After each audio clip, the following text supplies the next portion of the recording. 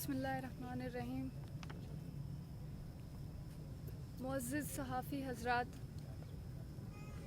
آج آپ سب کو یہاں بلانے کا ایک ہی مقصد ہے کہ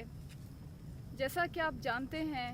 کہ اس وقت اس خطے میں تمام مکتب فکر، تمام سیاسی جماعتوں سمیت ریاستی ادارے اس بات پر متفق ہیں کہ بلوچستان کے اندر سب سے اہم اور حساس مسئلہ لاپتہ افراد کا مسئلہ ہے۔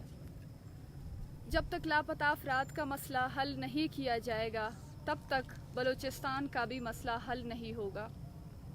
اسی لیے ہم لاپتہ افراد کے لواحقین پچھلے 26 دنوں سے اپنے پیاروں کی بازیابی کے لیے کوئٹہ کے اس اہم مقام پر دھرنا دیے بیٹھے ہیں۔ انتہائی معذرت کے ساتھ اس دوران ہمیں سب سے زیادہ گلہ اور شکوہ اپنے صحافیوں سے ہے، کیونکہ اس دوران صحافیوں کا کوئی خاطر خواہ رول نظر نہیں آ رہا ہے۔ ہم اب بھی یہی امید کرتے ہیں کہ آپ صحافی حضرات ریاست کے چوتھے ستون میڈیا کے ذریعے ہماری آواز مذہبی دنیا اور حکام بالا تک پہنچائیں گے۔ یہ دھرنا پچھلے 21 جولائی سے شروع کیا گیا ہے، جو تاحال جاری ہے۔ اس حوالے سے ہمارے 3 مطالبات تھے، جس میں پہلا زیارت واقعہ پر ایک جوڈیشل انکوائری تشکیل دیا جائے، اور جو دوسرا ہے وہ لاپتہ افراد کے لواحقین کو یہ یقین دہانی کی جائے کہ ان کے پیاروں کو اس طرح کے جعلی مقابلے میں نہیں مارے جائیں گے، اور تیسرا لاپتہ افراد کے بازیابی کو ممکن بنایا جا سکے۔ پہلا مطالبات زیارت واقعہ پر جوڈیشل کمیشن تشکیل دیا گیا، لیکن ہم واضح کرتے ہیں کہ اس پر ابھی تک آگے کام نہیں ہوا ہے، نہ ہی متاثرہ فیملی سے کوئی رابطہ ہوا ہے، اور نہ ہی لاشوں کی ڈی این اے اور پوسٹ مارٹم وغیرہ کی بات کی گئی ہے، جو کہ ہم سمجھتے ہیں کہ عدالت عالیہ کی اور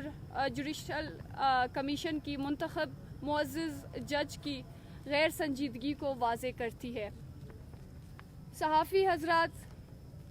ہمارے باقی دونوں مطالبوں پر ابھی تک کوئی بھی پیش رفت نظر نہیں آ رہا۔ عمل درآمد اپنی جگہ ہے۔ ہم آپ کے توسط سے یہ بتاتا چلیں کہ پچھلے دنوں صوبائی وزیر زمرک خان اچکزئی، ان کے ساتھ ایم پی اے شکیلہ نوید دہوار صاحبہ بھی تھے۔ انہوں نے آ کر ہمارے ساتھ جو باتیں اور مطالبات لے کر آئے، اس وقت وہ 3 مرتبہ ہمارے پاس آ چکے ہیں، اور ان کی جانب سے ہمیں کہا گیا ہے کہ پہلے آپ لواحقین اپنا دھرنا ختم کریں تو ہم آپ کے مطالبات آگے لے جائیں گے۔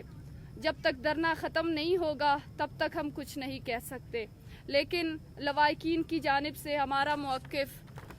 یہی ہے کہ ابھی تک ہمارے مطالبات پر کوئی پیش رفت نہیں ہوا ہے، لیکن آپ لواحقین سے دھرنا ختم کرنے کی ڈیمانڈ کر رہے ہیں، جو کہ لواحقین کے ساتھ زیادتی کے مترادف ہے۔ جب تک لواحقین کو 100% یقین دہانی نہیں کروائی جائے گی تب تک ہم سب بیٹھے ہوئے ہیں اور اپنا دھرنا ختم نہیں کریں گے۔ معزز صحافی حضرات، جیسا کہ آپ سب کو پتہ ہے کہ اس دوران ہم نے کوئٹہ کے مختلف جگہوں سے ریلیاں نکال چکے ہیں، پمفلیٹنگ بھی کر رہے ہیں، اور وال چاکنگ بھی کیے گئے ہیں، تاکہ عوام الناس کے اندر مختلف طریقے سے اس مسئلے پر موبلائزیشن کیا جا سکے۔ اسی تسلسل کو آگے لے جاتے ہوئے 16 اگست کو کوئٹہ کے مختلف مقامات پر علامتی کیمپ لگا کر آگاہی پھیلائیں گے، اور اسی طرح 17 اگست کو کلی عدہ سے ایک بڑی ریلی نکالی جائے گی۔ ہم آپ کے توسط سے حکام بالا اور حکومت وقت کو یہ بتانا چاہتے ہیں کہ جب تک ہمارے مطالبات پر عمل درآمد نہیں کیا جائے گا تب تک ہم اپنے احتجاجوں میں مختلف طریقے سے مزید شدت لائیں گے۔ اگر ہمارے کسی بھی لواحقین کو کچھ بھی ہو گیا، اس کا ذمہ دار ریاست اور اس کے حکمران ہوں گے۔ کرائی گئی ہے، اور یہ جو دھرنے کا ایک پروسیس ہے جس میں یہ کب تک رہے گا؟ حکومت کی طرف سے، جس طرح میں نے اپنے پریس کانفرنس میں ذکر کیا کہ ایک وفد آئی تھی جس میں میڈم شکیلہ دہوار اور زمرک اچکزئی صاحب آئے تھے، اور وہ یہ مطالبہ ہمارے جو ہے حکومت کی طرف سے یہ باتیں لے کر آئے تھے کہ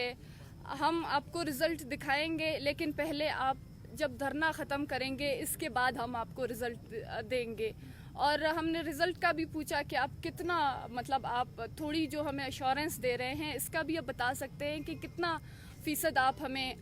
रिज़ल्ट दे सकते हैं। तो उन्होंने कहा कि हम इसकी कोई श्योरिटी नहीं दे सकते,